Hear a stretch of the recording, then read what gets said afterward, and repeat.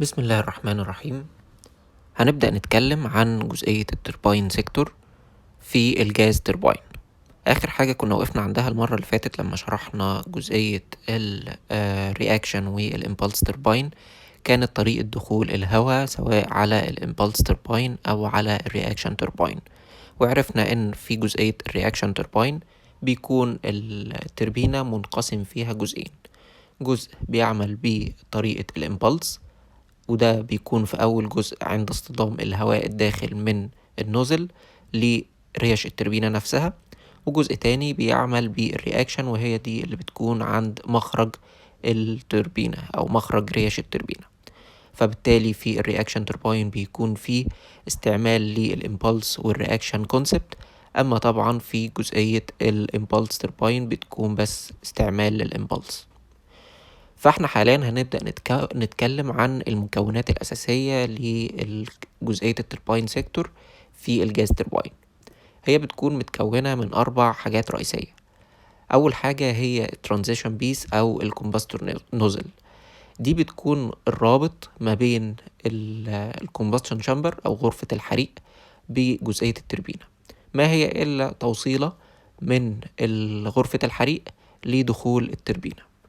تاني حاجة هي النوزل جايد فانز، والنوزل جايد فانز دي اللي بتوجه الهواء عشان يقدر يدخل للريش التوربينة سواء الريش الثابتة أو الريش المتحركة بشكل ثابت، وبتوفر له الزاوية المناسبة لدخول الهواء مع سرعة مناسبة مع توفير ضغط مناسب، عشان طبعا الضغوط والسرعات والحرارات بتكون هي الأساس اللي بنبني عليه شغلنا.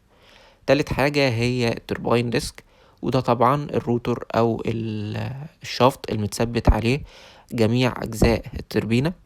آخر حاجة هي التوربين بليدز، وهي الريش سواء الريش الثابتة أو الريش المتحركة اللي فيها بيتم تحويل الطاقات المختلفة لطاقة حركة ميكانيكية على محور التوربين. دول ال4 حاجات الرئيسية. الترانزيشن بيس والنوزل جايد فانز بيكونوا متركبين في الجزء الاولاني ده، وطبعا كل حاجة من دول هنشرحهم بالتفصيل لما يجي عليهم الدور، لكن حاليا احنا هنبدأ نشرح عن الحاجة المشتركة ما بين ال4 حاجات الرئيسية دول.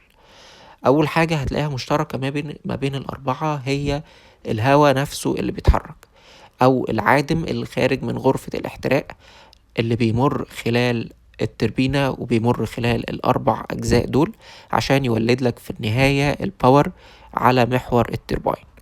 لحد هنا هنكتفي. لو حد عنده أي استفسار عاوز يسأل فيه أهلا وسهلا، لو حد عنده أي إضافة وحابب تعديل على الموضوعات ياريت يقول لي. لو في حد عاوز يعمل موضوع ويخلينا نتكلم عن موضوع مختلف ياريت برضه يبلغنا.